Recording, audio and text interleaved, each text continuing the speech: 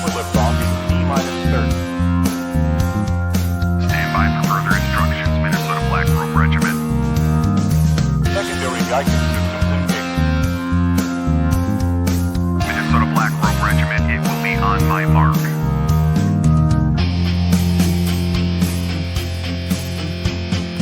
All systems are a go. All systems are a go. Minnesota Black Robe Regiment, you are over the target. You are authorized to fire at will.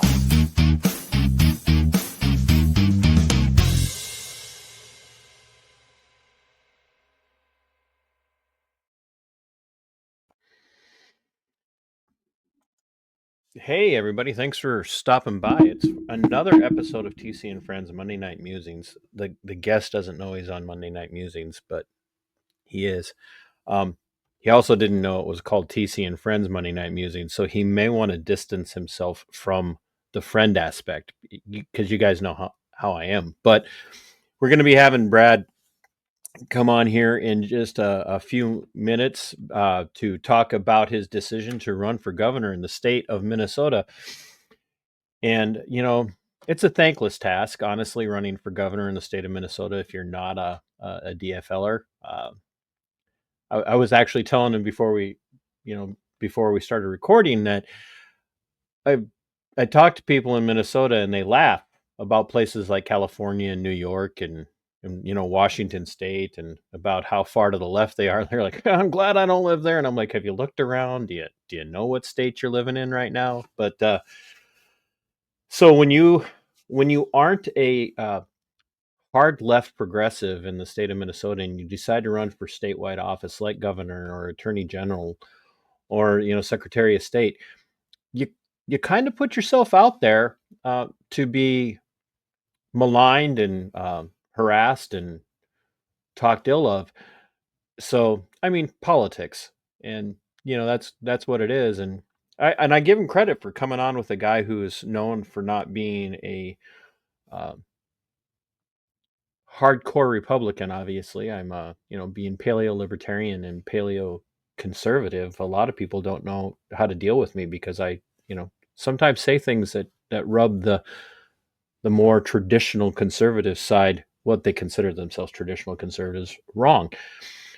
But we're gonna have a conversation with Brad about his desire to run and why now and what's prompted it, prompted him to make the move. And he is running as a Republican, and we'll find out where he thinks that's going. But I want to give a shout out to all the channel supporters. IMAV, who came over from Subscribestar, who is at the top tier support at Subscribestar, and so that gives him show producer credits. We got people like the Angry Vet from on YouTube, who also has picked up show producer credits. And if you're on Rumble and you're watching this and you'd like to have show producer credits, you can join as a channel member on Rumble. And when you commit to that, you will also be a show producer. And if you're interested in joining and you're on YouTube or anywhere else, look for that join button down there. Become a channel member. Help me keep the electricity on and the internet flowing, if you will, because without those things, it's hard to produce a show of any kind these days. And you know how it is. Nobody reads books anymore. They just get all their information from the internet. And so that's why I do what I do and why I talk to people.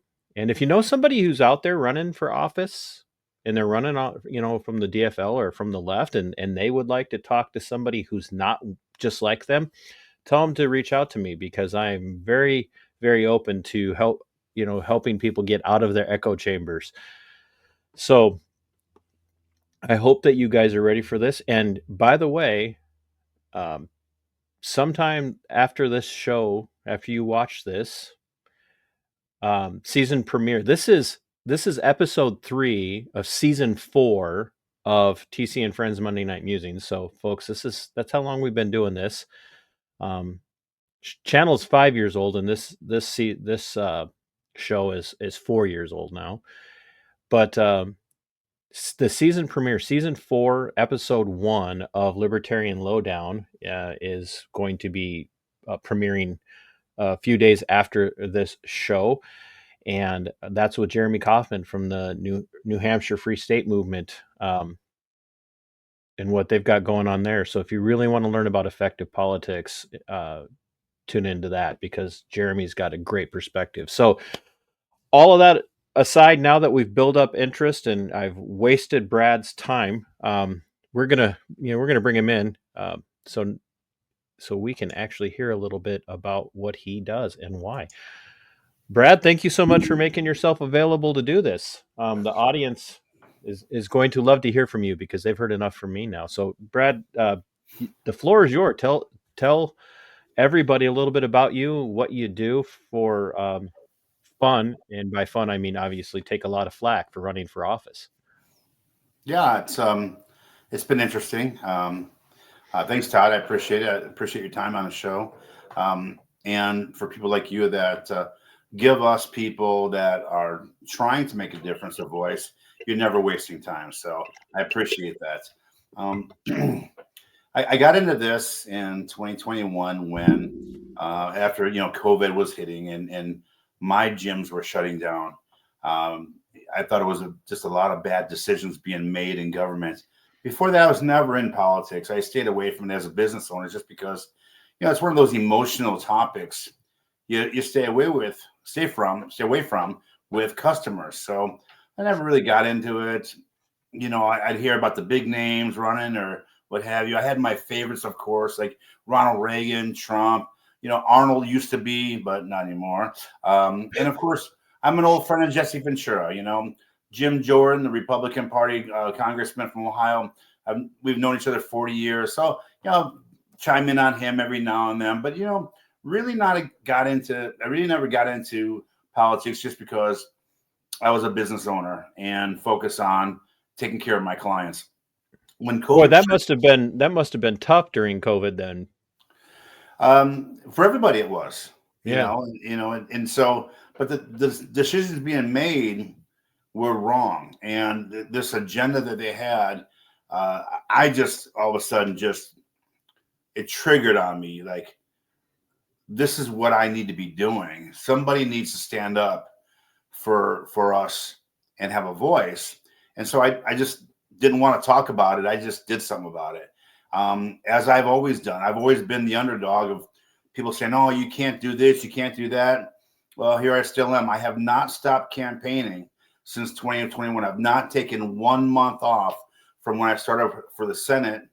And now I actually, believe it or not, I was going to run for governor then and was talked into learning the politics in politics.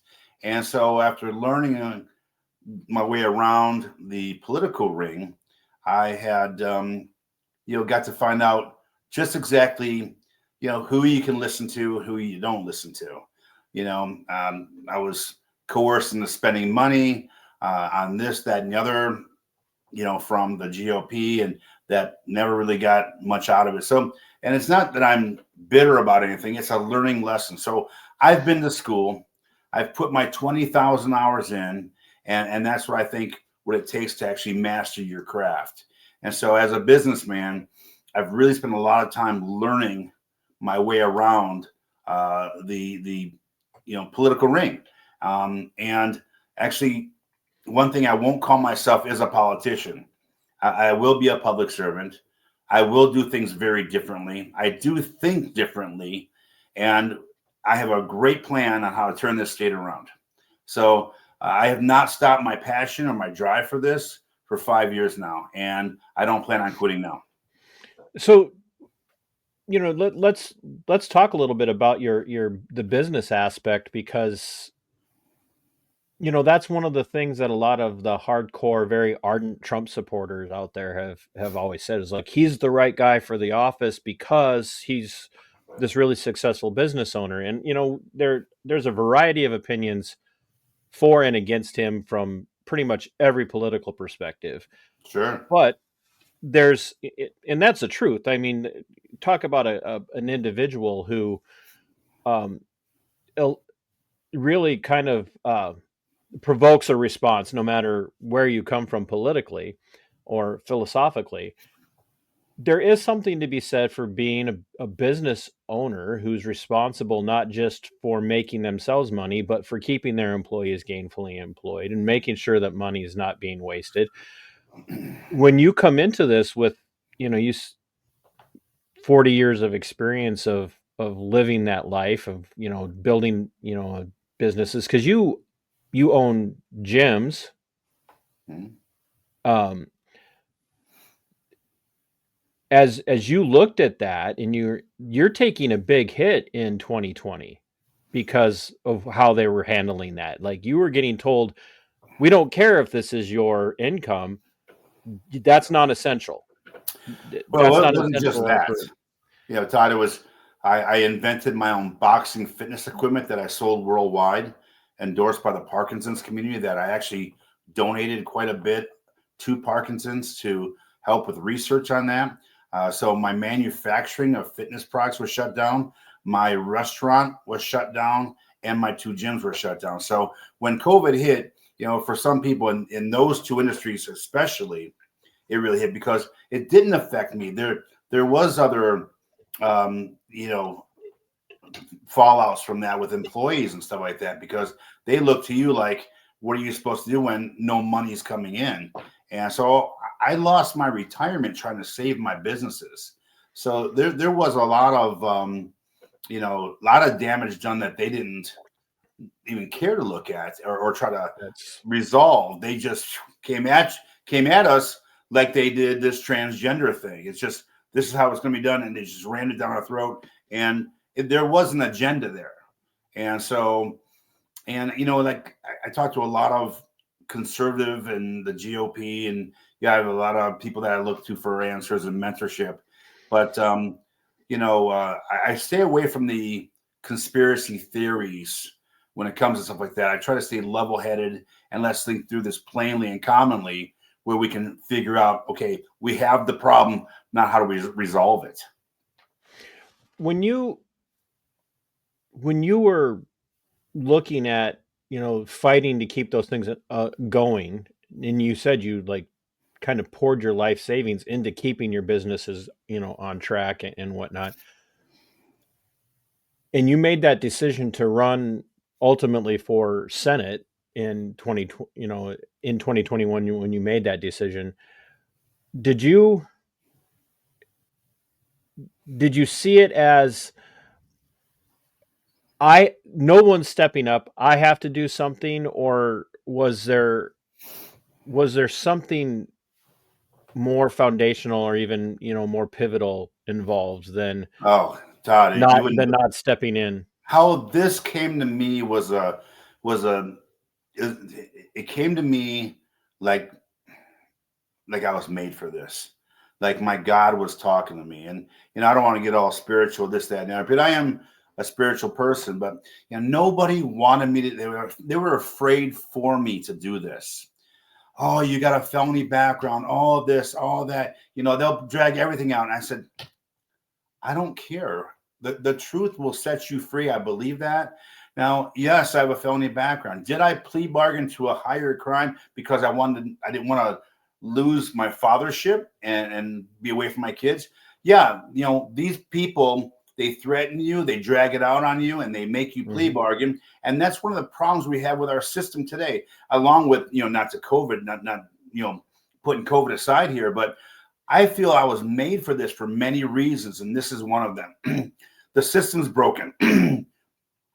our our our legal system is meant for you to fail.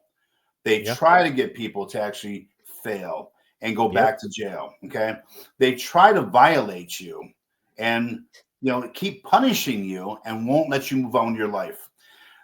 You know, I've been an advocate for this for a long time. I remember not being able to get a job. I remember being homeless and not having to restart my life over again because, you know, these decisions I made, my life was ruined when I allowed them to force me to plea bargain.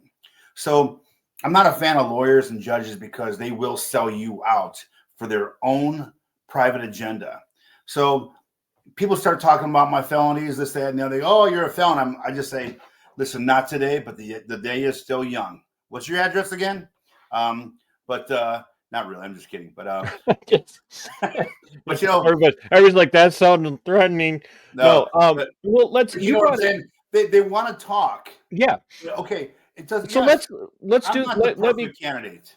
cut But in. who is? Let me cut in since you brought it up. Yeah. And I didn't dig into this. So you brought it up and you said people like they're going to destroy you because you have a felony background. How long ago was it and what did they get you on? 20 years ago, Okay. News at 11, UFC fighter gets in a fight. So I'm driving home with my kids in the car and I was attacked. There is no self-defense law here in Minnesota. I think y'all know that.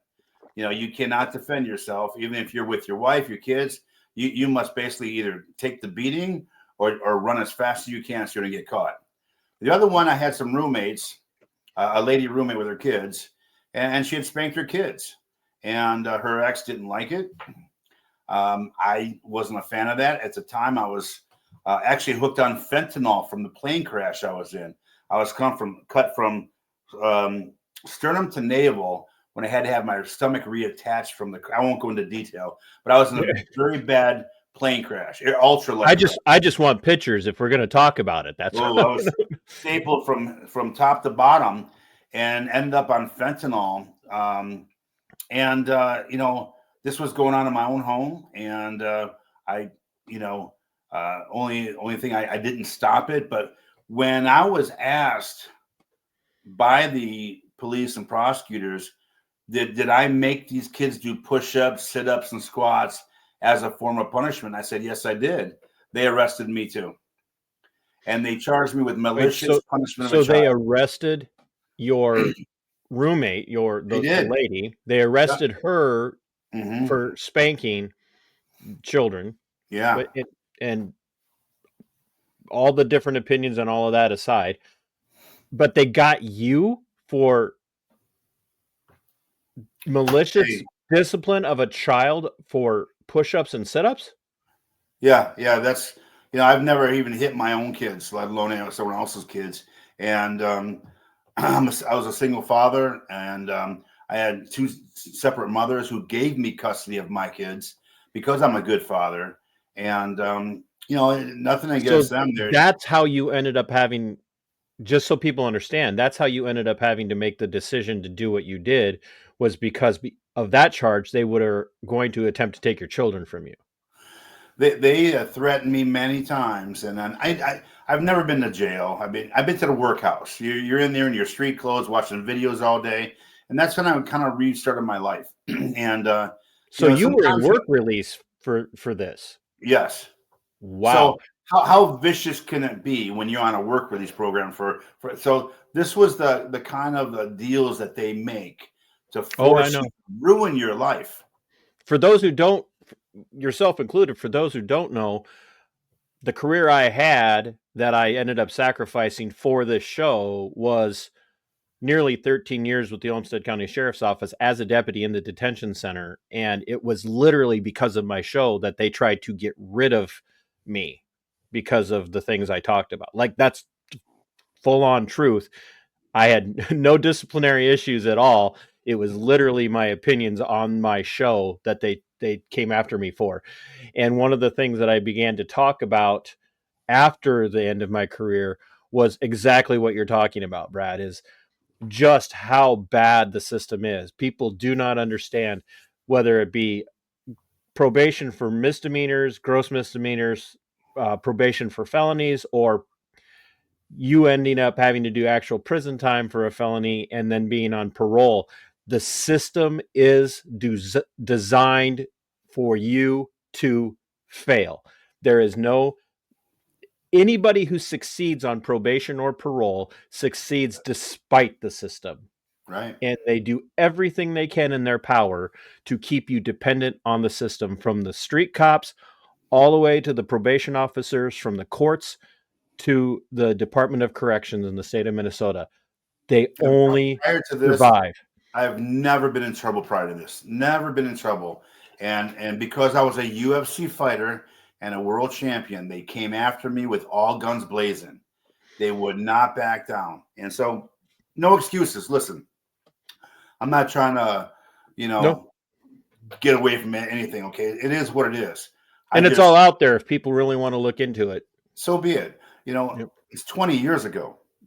I mean, we have a president right now that recently, within the past couple of years, had 34 counts of felony. That I mean, I got to applaud the guy till from dusk till dawn for using his own money to not only fight through that and all that stuff, but fight for us to make the changes we're being made now. And so, of course, my journey started 5 years ago when people were afraid for me. I'm like, I don't care.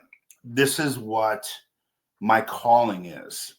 I believe that being through this, I have a great prison reform that will not only have our inmates be able to pay for their own institutionalized their days in jail, but in the workhouse, but also reduce crime by 30% in my first year alone. So I have a really good plan, and I'm an inventor. I'm a guy who I don't. You said 30%. 30%.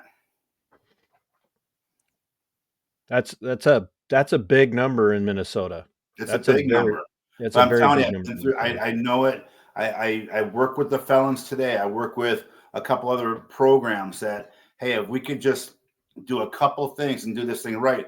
The prison reform is a big change because we're not doing anything.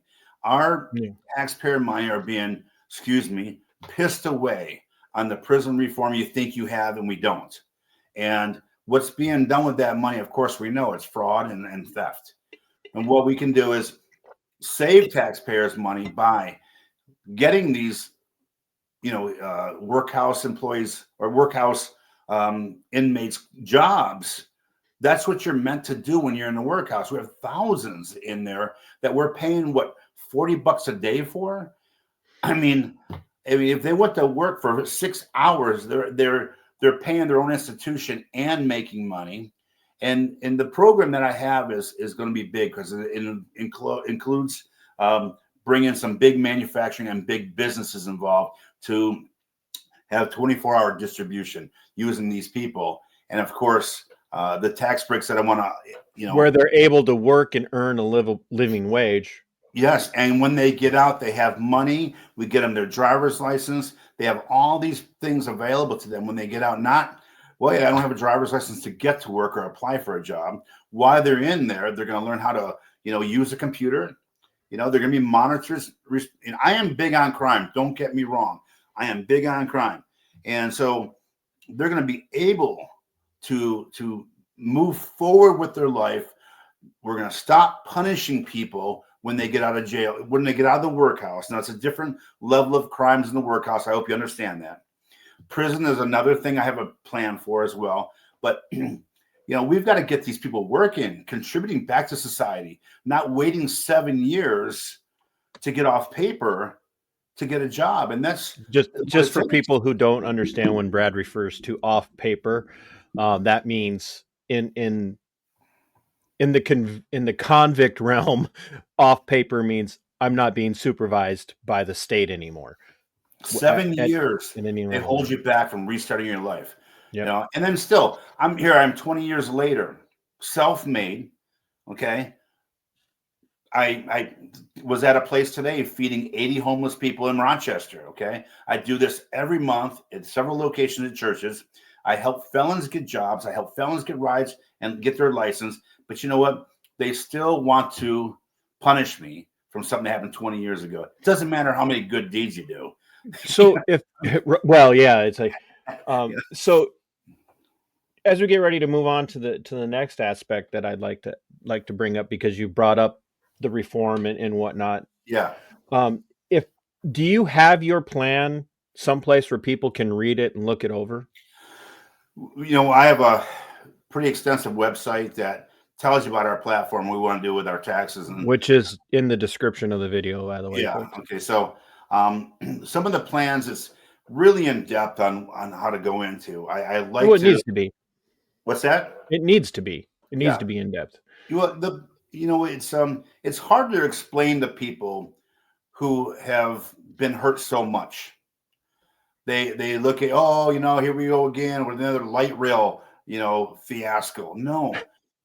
What? No, light rail's a great success. What are you talking about? It's a horrible thing. You know that. Okay. But, I want to forecast properly, plan things appropriately, have the right people in place to set benchmarks to see it through. So in 6 months, you don't come back to me and say, "Oh, we're out of funds," because guess what? Well, they misfunneled them to the wrong place, or stole it, or whatever happens.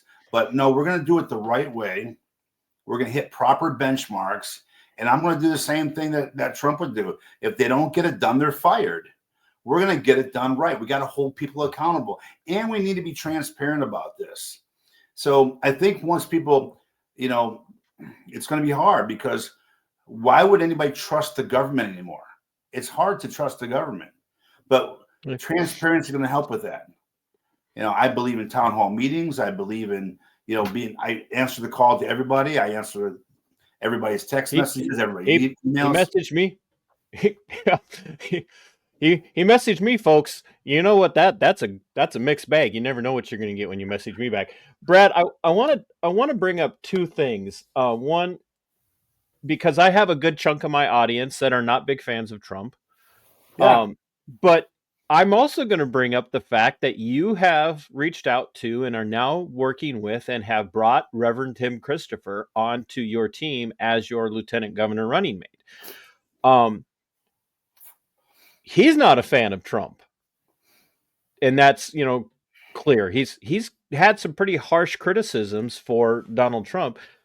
What was that like for you meeting Tim? When did you first meet him, and what came about to you guys sitting down and hashing it out like that you would be a good team together? Because you guys share a lot of the same views when it comes to reform of the prison system, reform of criminal justice, of the court system, and all of that. I know that Tim has some strong views on that, so I could see where that would connect you. But how do two guys like you, who are opposed in some aspects, still say, "Hey, we're going to make a great team"? How did that happen? Yeah, it's not a yin and a yang, it's a yin and a yin, but he certainly is very passionate and will not back down from a fight. I like that. He is also an independent conservative. Now, okay, so he will tell you he's not a Democrat. He's not a Republican. That's right. I think that's kind of what we need to kind of hear the best of both worlds, because I am a Republican. I'm not exactly 100% on their platform, but I'm a Republican. And to have somebody who can reach out to certain classes that can resonate, some kind of a following and understanding of how do we fix problems. Tim is that great liaison that he was during COVID. I'm sorry, during the Floyd situation. Okay. He does have different views that bring a lot of strength to this campaign that people look at like, oh, they get all nervous that, oh, he's not Republican. Well, we've got to kind of accept some things differently. I mean, I've always talked about the definition of insanity. Okay. We do the same thing over and over again, except, think we're gonna have a different result. You can't go in as a Republican going, oh, we're gonna stop abortion. We can't do stuff like that, or else you're gonna lose the election. That's a fact. Same thing that Scott Jensen said when I had him on after the fact. He realized that he spent so much time catering, and I'm an abolitionist. I am personally in my life an abolitionist. I when it comes to abortion, I want to see it end. But I also recognize, But I have a plan. It's like, how does that happen? Right, exactly. And when you make that your pivotal plank in your platform, you are just, there are people out there who may agree with you with everything else, but will not vote for you. They will Right. not vote for you just on that issue alone. You're right. And so to hear you say that and recognize this going in, especially making the reference to the idea of doing the same thing repeatedly And failing. and expecting a different result being the very definition of insanity. I've said that countless times on my shows. Sure. When you look at, how do I want to say this? When you look at and consider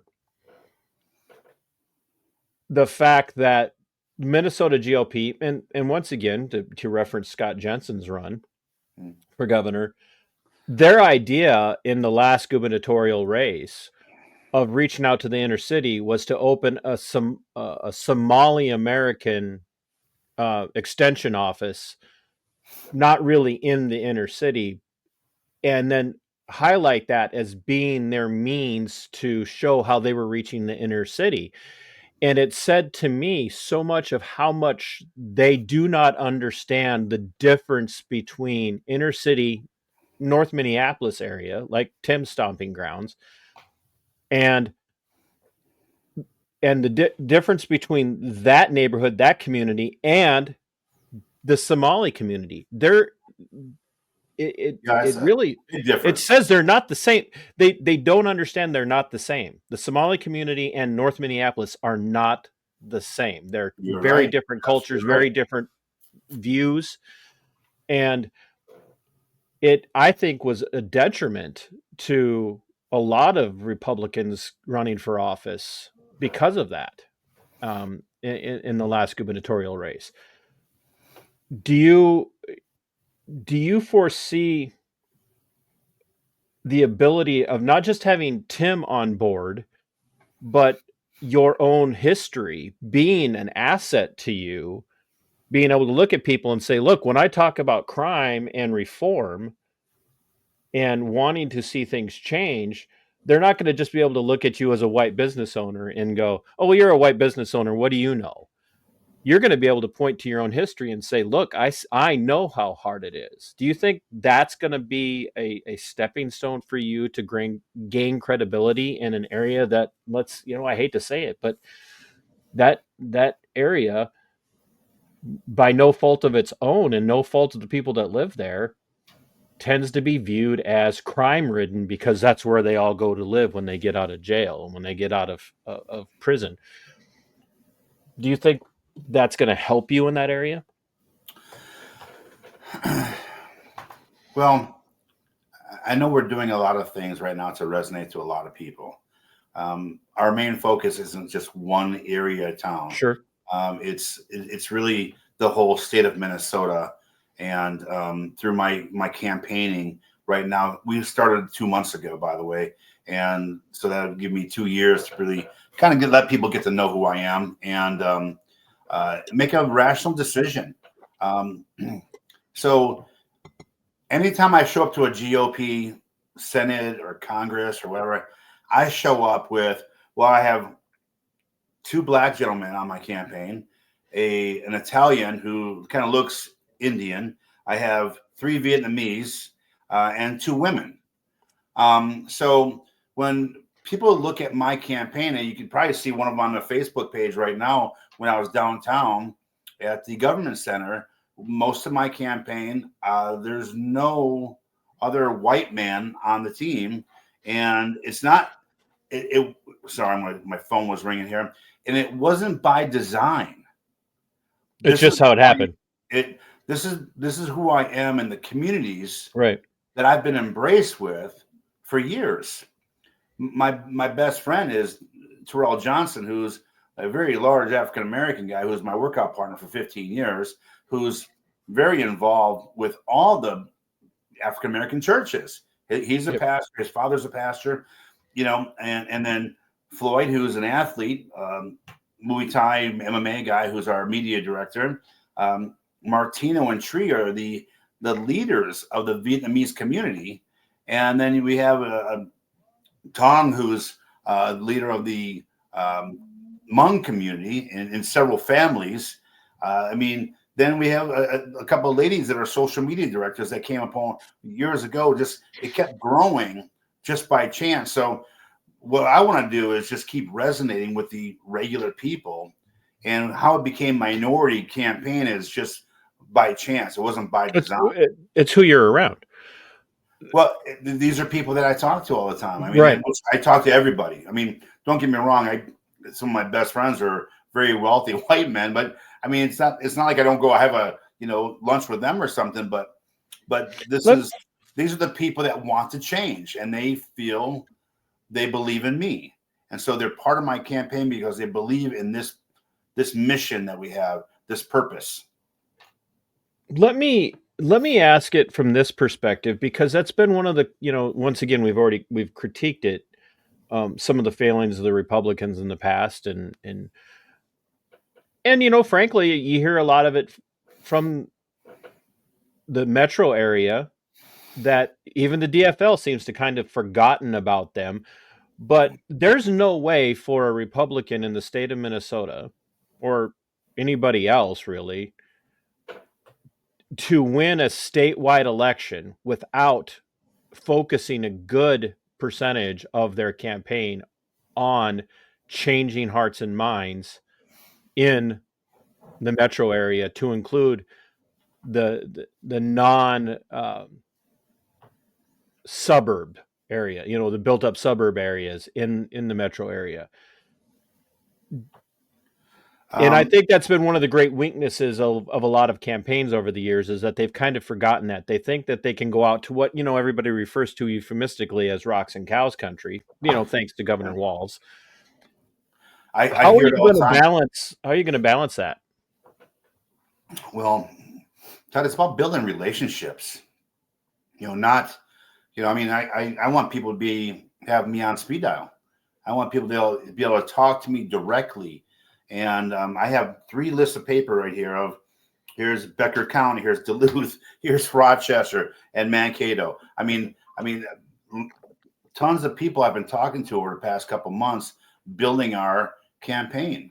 And, when people start coming into the race in November or whatever, or even next year, I'm sorry, it's going to be too late. That's where I'm at. I haven't stopped this campaign for 5 years. I work 40-hour a week, and I work 40 hours a week on my campaign. I am on this campaign for 40 hours a week. My days off are sometimes 12 to 14 hours.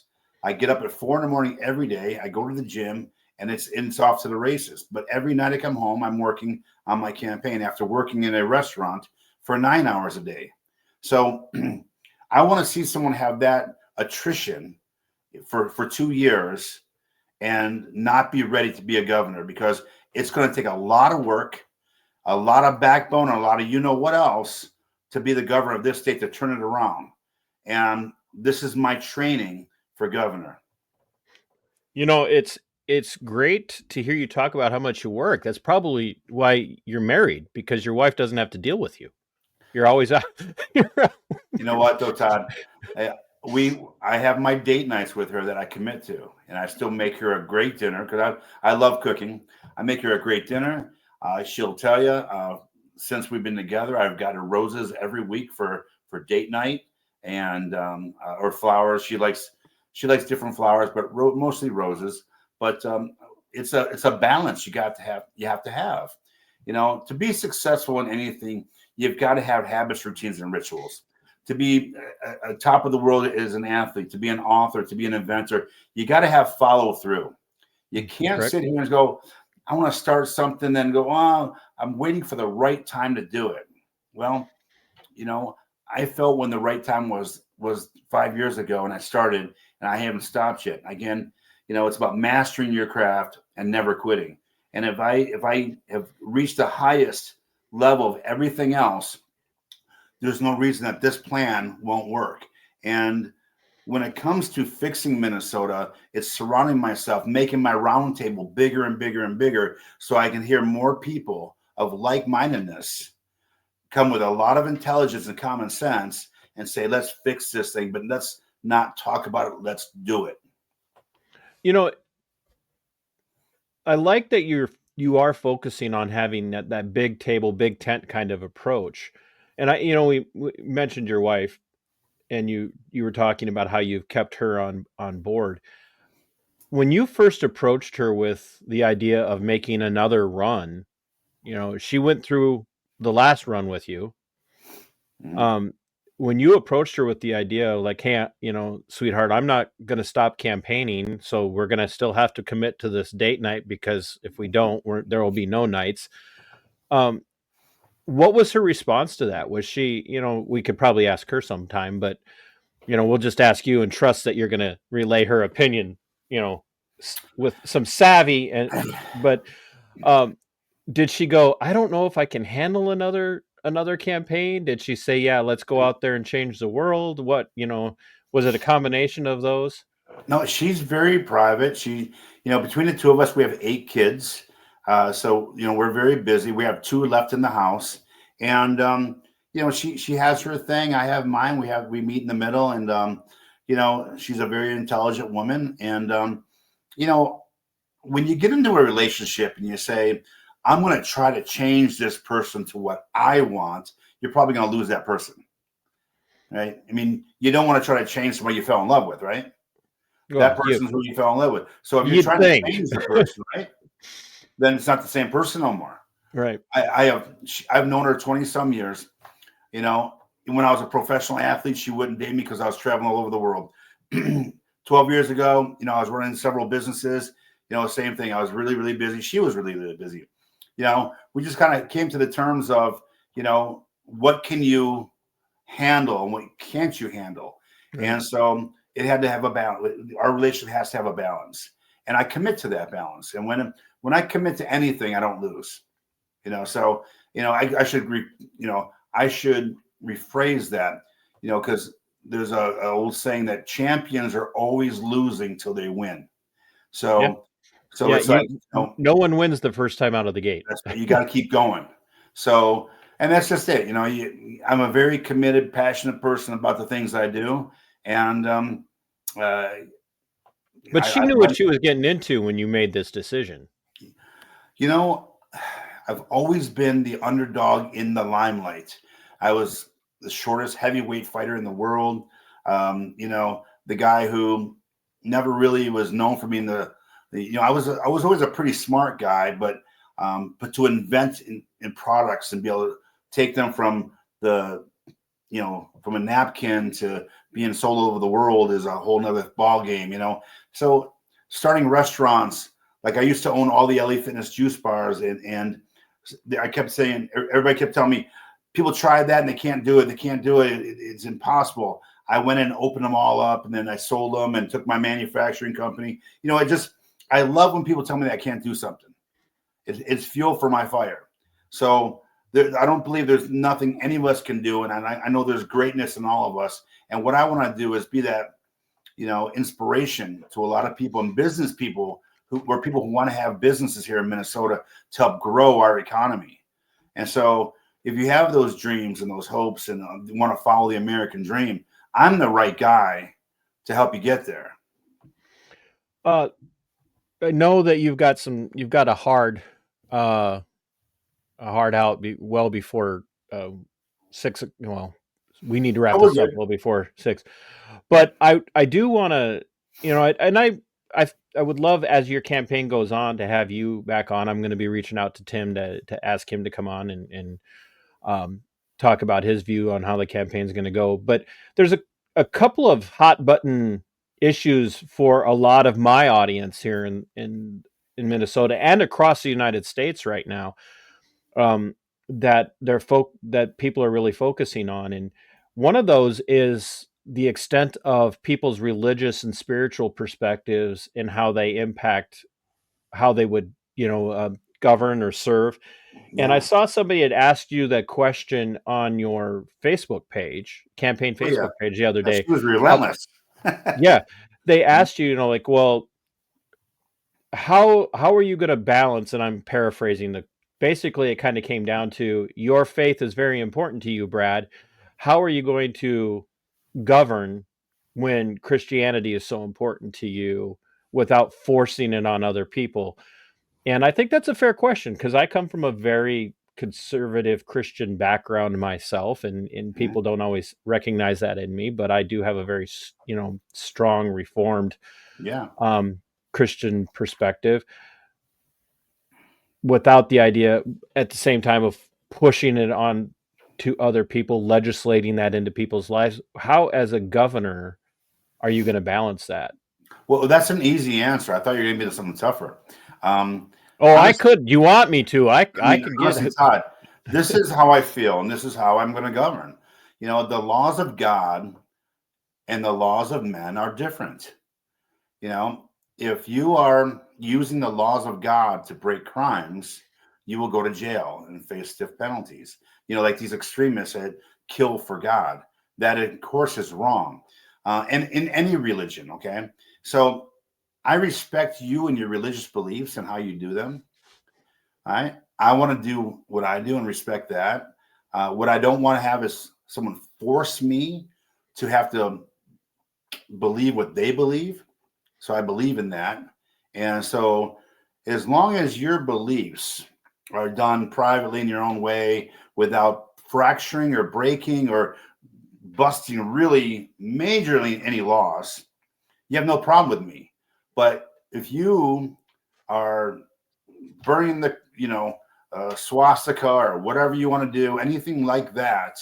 And I'll tell you one thing, it just came to my head here. I would not have approved the pagan stuff in the Capitol. I would not have approved that. That is one of the things that, hey, look, it's not in private. I didn't think that was appropriate. But I But you mean, would, at the same time, you wouldn't approve a creche or a nativity scene or a cross being displayed in that same area. I And think there's a place and a place for everything. And, a time and a place for everything. We have churches for all of these events to bring it to the Capitol where it's, again, we must separate church and state and keep it that way, saying, okay, we're going to respect your religion. Here's your church. Here's your, temple, whatever you want to do. But when it comes to forcing upon the taxpayers that provide this beautiful building downtown for all of us to govern our state, I think we should keep it out of there. Now, I understand in God we trust, and we can pray this and there. But I mean, do they pray before Senate and House hearings in any way? Probably not. So I mean, it should be left out of there and kept into a community or private matter, and certainly not used in any which way, shape, or form to break the law. how do you address the people who say, and because quite frankly, it is incredible. We can sit here and talk about not legislating a very, very particular religious perspective, or even advancing one particular religious expression, whether it be, a pagan display in the rotunda of the Capitol building, or legislating that, you will read the Quran, or you will read the Torah, or you will read, the Satan, the Bible of Satan, or whatever. There's a difference. But when you talk about, like the executive branch, and you're making decisions about how you're going to respond, because as the executive, when the Yeah, governor of Minnesota is the chief executive of the state, you're tasked with appointing people to enforce and the laws of the state. That's your job. right. So how do you respond to the person who says, well, how does your Christian morality, how do you set that aside and enforce I told you I could ask a tougher question. How do you choose to enforce laws then that might run very contrary to your personal beliefs, when you see that law as a violation of morality because of your views? That's tough. That that's It is that's tough. really tough. It is tough. How do you And handle that when you get into office? it's a tough question, Todd. And if you can, and I don't mean this in a negative way, if you need time to think about that, then we can certainly address it in a, because like I said, I'd like to have you back as the no, campaign no, goes on. I'm good. You know, so give me an example real quick here. Well, okay. So I know you've got your nose to the grindstone, and and whatnot, and you're paying attention, your ears to the track, as the old say. People don't get that saying anymore. So the House Republicans pointed out that they brought the Born Alive Protection Act, our bill legislation, to the House, and the Democrats resoundingly rejected it, saying any baby that survives a botched abortion can be abandoned by state law, can be abandoned to die after a botched abortion in Minnesota. As governor, if that remains law, you have to protect that law as governor. You have to protect that, even though it flies in the face of even a lot of Democrats. That Well, flies in the face of what their beliefs are. How do you remain? Because I don't necessarily think you should, but people are asking that question. Like, how do you view that when you personally might have views? And I don't know what your views are on it, but I'm just using that as an example. How would you handle that? that is the extreme excessive abortion that you could probably get to on that. I mean, that's like the absolute Welcome to worst. Minnesota, right?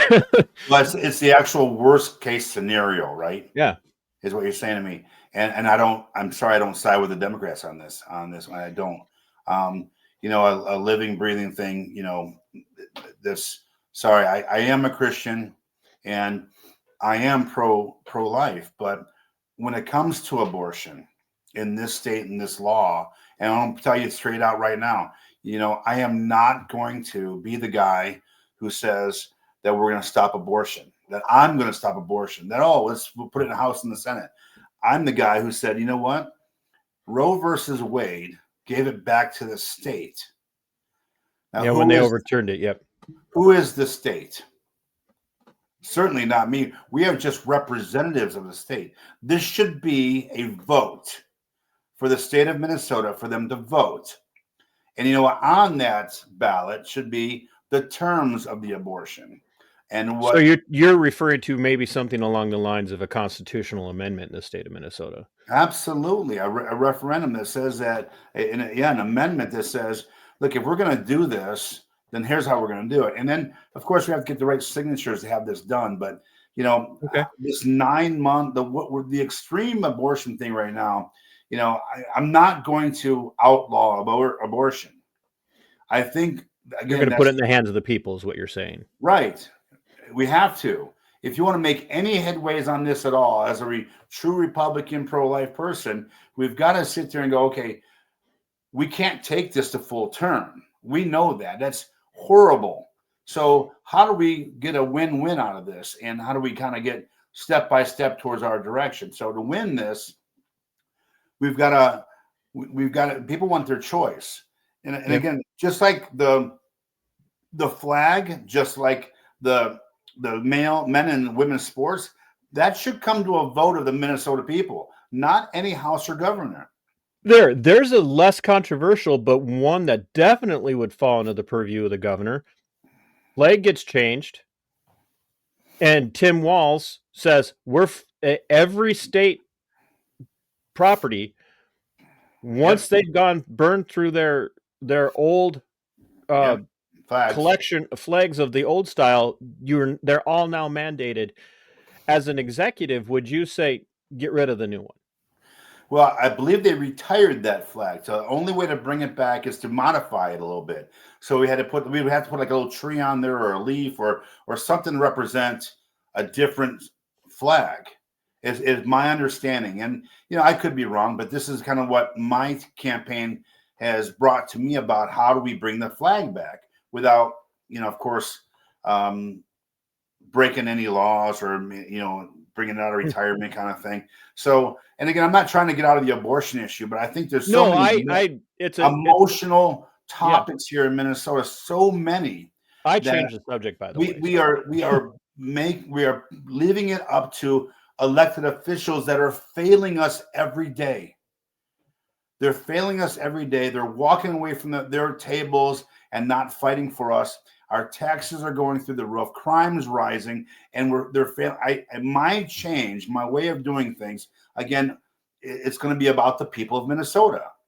And I love the Republican Party, but I'm for the people of Minnesota first and foremost. And I think that their voice and bringing this to a vote is a very important thing, because then for me, as a competitive person in life in general, if I gave it my all and I lost, and I really did, and I did participate in something like this. I can handle something like that, and I think the people of Minnesota could too. But if it was up to the House, the Senate, or the guy at the top of this, who's a whack job, and we all know this, if it's up to him, especially Republicans are going to lose, let alone just your conservative person. So it's got to be up to the people of Minnesota to start gaining trust back in our government. So if I'm understanding what you're saying is that a lot of these decisions that are getting made, a lot of people would say, oh, well, we already put it in the hands of Minnesotans because they voted for these people. And so now, well, and we know how that went because now we have a barely divided Senate and a barely divided House. And I am one of those people that would argue for the more divided they are and the less they accomplish, the better off we all are. But a lot of people disagree with me. I'm like, you know what? Great. Let it shut down and let Minnesota's House and Senate shut down and not get any business done. We'd all be better off. But you're saying there are a lot more decisions need to actually be put to the people, not just through the House and the Senate, but actually put to the people for them to start making these decisions.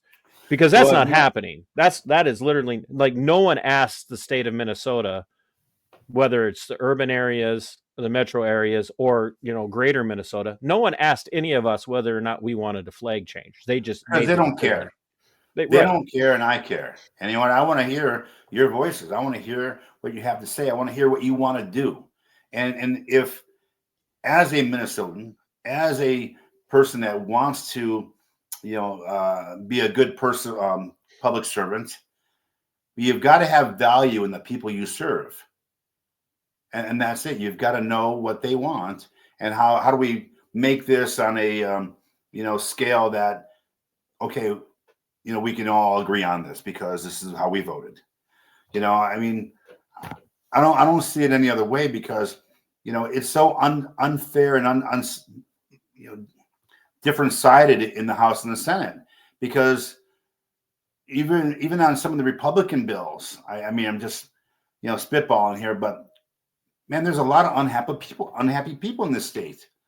And why are the taxes going up? Why are these things happening? There are public officials in there not fighting for us, that's sitting there sleeping on their computer watching movies and not representing us and getting paid. The DFL missed how many days and got paid? It cost us what, $150,000, and they got away with it. Doesn't that kind of like, how we froze? How can we continue this? I don't know what happened there. You got me? Yeah, I froze on this end. I don't know what happened. Very strange. But no, you're right. We wasted a massive amount of time and money. Once again, the waste of money aside, the less that we could accomplish, sometimes the better off I think we all are. I want to ask you about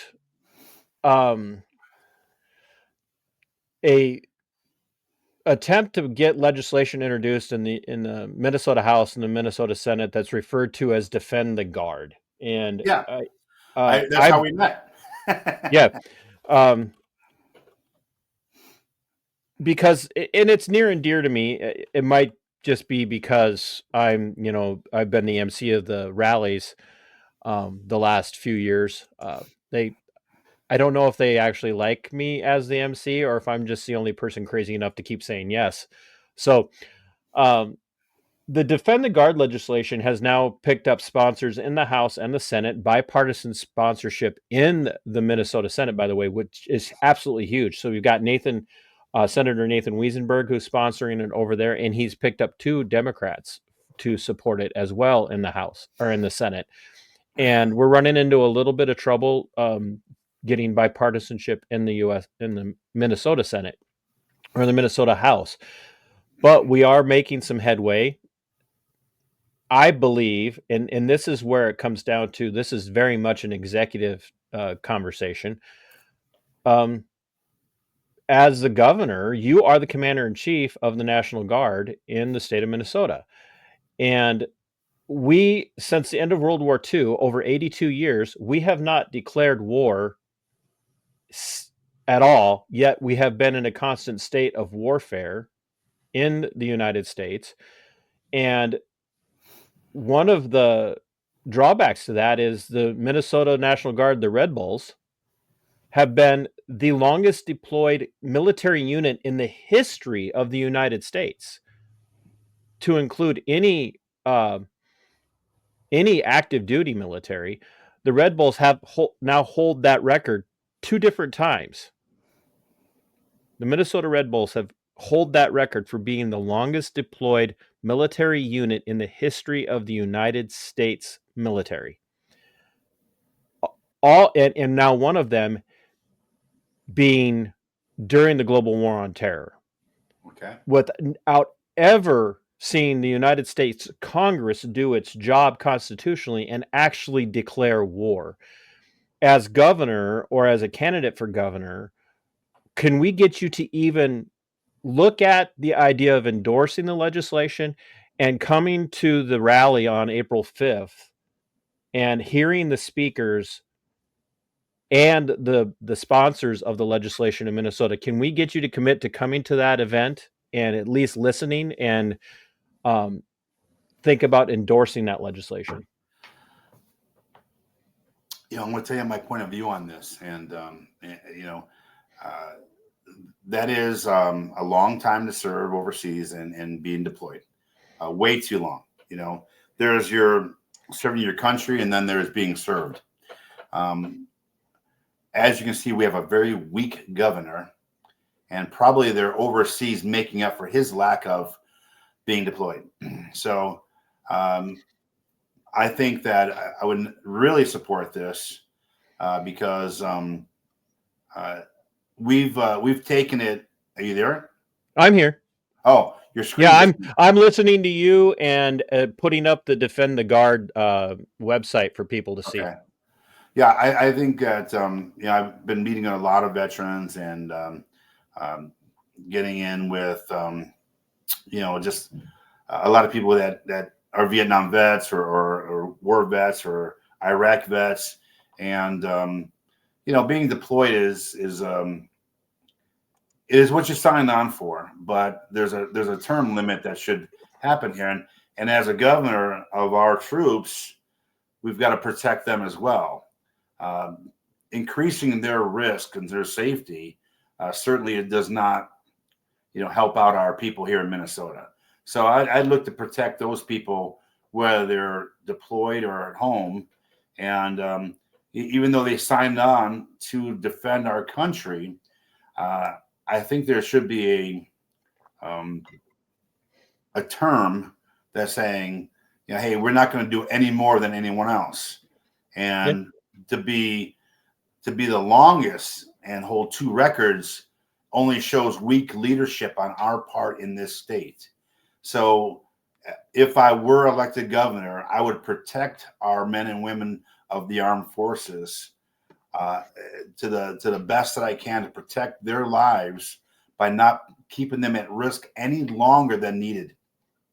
I can personally speak, and I have no problem saying this. I can personally speak as the MC of the event that you and Reverend Tim Christopher are invited to come and hear what the speakers have to say that day, and we will gladly welcome you in on April 5th. And I'm looking at my calendar right now. Make sure April 5th, Saturday, April 5th. Yep, at the state capitol in the rotunda. Okay. We would love to have you come, bring your campaign team, and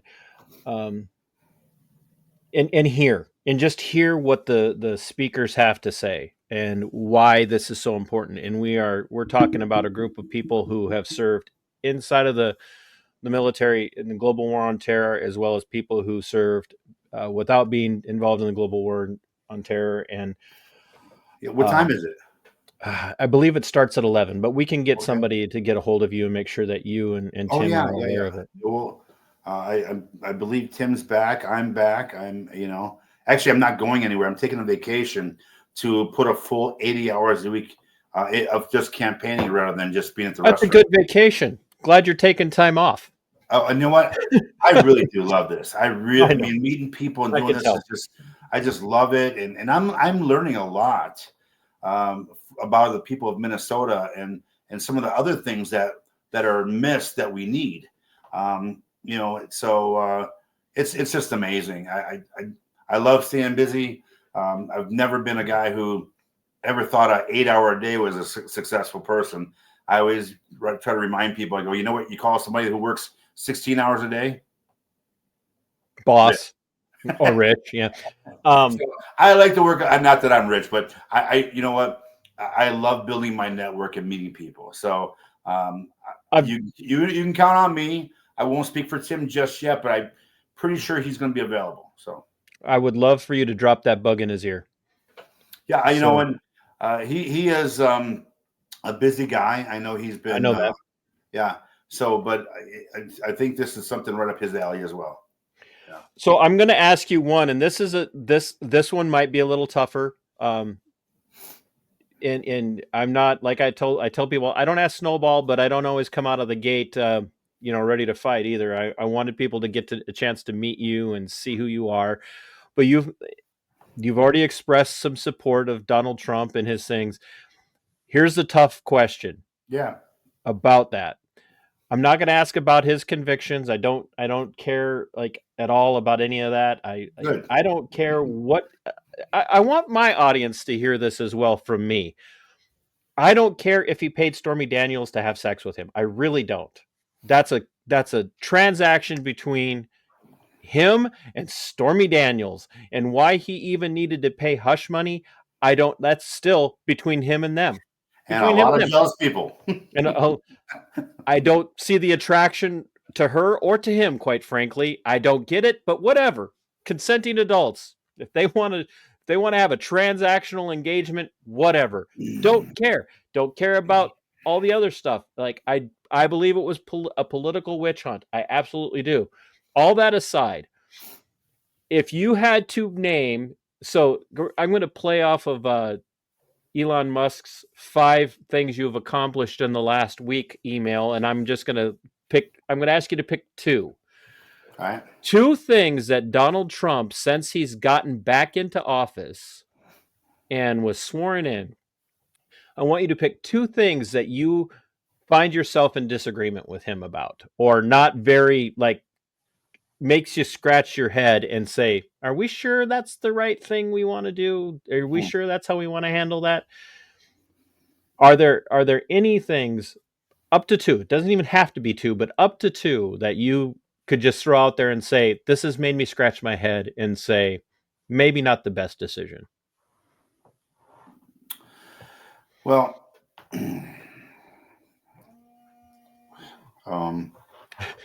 Saved by the phone. No. Well, let's talk about Doge for a second. All right. Sure. And it's the bittersweet thing, because there are some people losing, some jobs that, actually did work those jobs. So it was very aggressive and very fast, which is a good thing in a way, but also, how long did we think about this before we stick Elon Musk on this to be aggressive and do this without thinking about the people who really did work? And did he even look at the things that people did do and actually do? So did he actually make sure that they were holding themselves accountable for actually getting something done? Or did we just fire people that actually worked along with people who didn't work? So, so you have some questions about how that was handled. You're not 100%. It was one of those things, because I had met some people that are actually veterans that work for the U.S. government right now that are losing their job, and some potentially losing their job. And so it's people who have served for our country and also have government jobs that are losing their jobs. So that was hard to hear those stories. Sure. I guess the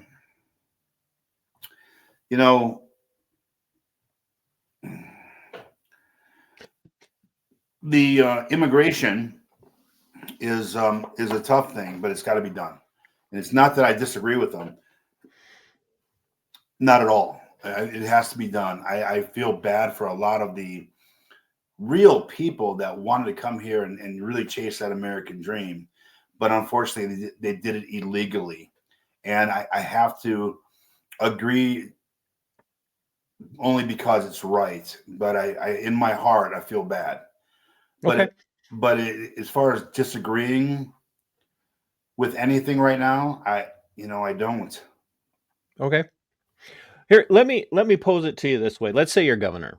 And so I don't know if you've been hearing anything, but Columbia University is really under the gun right now from the current administration. Yep. And it's a private university, does get federal funds, but one of the things that, and I just, and it could be a very quick thought because I do want to get you going so you can be ready for your next appointment. Um, the current administration is really going after Columbia University over their allowing of what the administration refers to as anti-Semitism, allowing people to protest against Israel. And they have taken some steps that are beyond the going after people doing illegal things like chaining up doors and blocking doors, and actually are now demanding that the university, that Columbia, adopts their standards of definition for what is anti-Semitism. As a governor, would you see it as your duty to say, um, all due respect, Mr. President, you don't have that authority to do that. Even with federal funds involved, you do not have the authority to tell a university how they define anti-Semitism and how they operate and what they allow on their campus. Would you be able to find yourself saying no to something like that? I would. Uh, there it's a case by case situation, and certainly if we're going to have things like that happen, I would not stand down to make sure proper security is in place, that law is enforced to allow them to say their piece or what have you. But um, if it came down to it, I mean, you know, not every man is 100% right on everything, and especially on every case scenario. So I would say no if I really needed to. Yes. Okay. And I just asked those things because those are the kind of things I'm a nerd on the Constitution and things like that. I really dwell on those things, and I thought, hey, what a time to test my own perspective on this and ask somebody who's actually running for that executive role, and who, as you know, the executive is in charge of law enforcement in the sense of it's their duty to oversee the enforcement of state statutes and to protect state organizations from overreach from the federal government. So I And to really appreciate. protect and serve the people of Minnesota Yeah, first and foremost, to make sure that there will be limitations though to there will be not. I would not tolerate violent protests. None of that will ever get out of hand again. No damage to property, no hurting of people, and again, swift crimes or swift punishment for crimes like that. right. And that's why I tell people all the time there is no such thing as a violent protest, because the minute violence erupts, it's no longer a It's a protest. riot. It has become a criminal riot. Yeah. Yeah.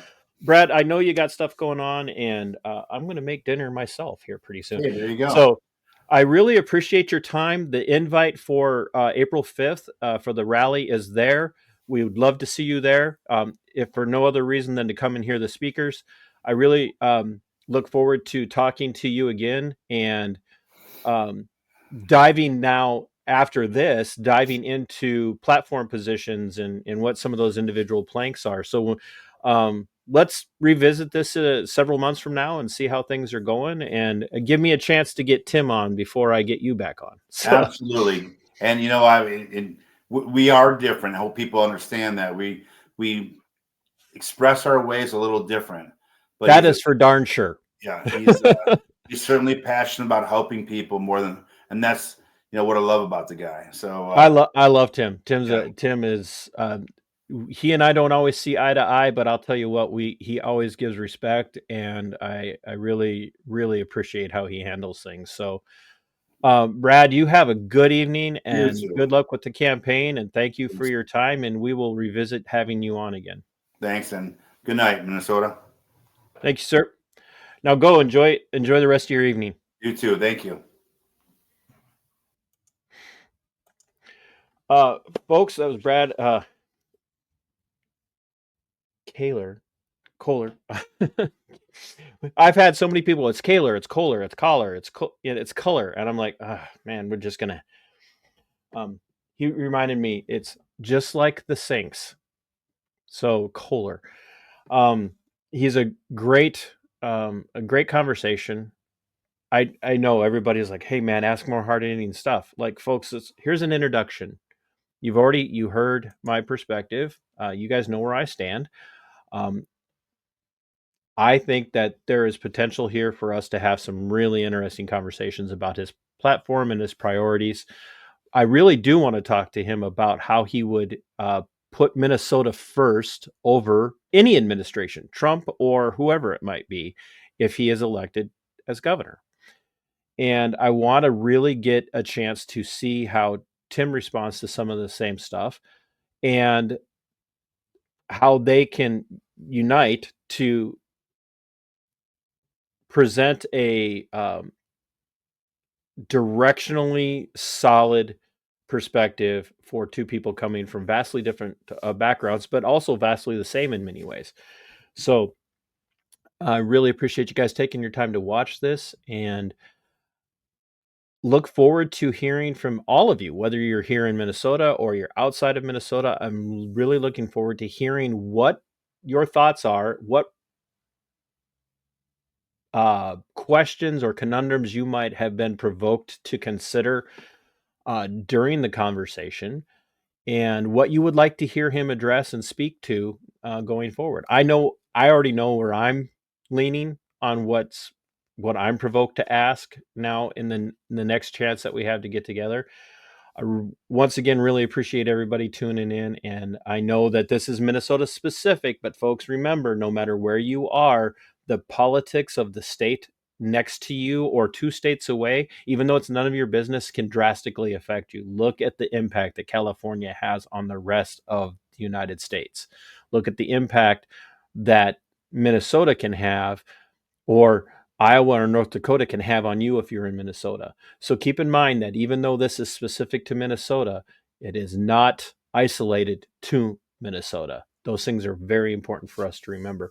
Be looking for my conversation for the season premiere of season 4, episode 1, Libertarian Lowdown with Jeremy, coming out here in the next couple of days. And I really appreciate everybody tuning in for TC and Friends Monday Night Musings. Sometimes the person I'm talking to doesn't know they're a friend. Sometimes they aren't a friend. Sometimes they become friends. But TC and Friends Monday Night Musings is really all about you guys out there in viewer land, even the hate watchers. I consider you friends as well until you give me a reason not to. So, my friends, until next time, as my friend Monica made me the sign, fight for your liberty. It is yours. Fight for your freedom. It belongs to you. And Sic Semper Tyrannis.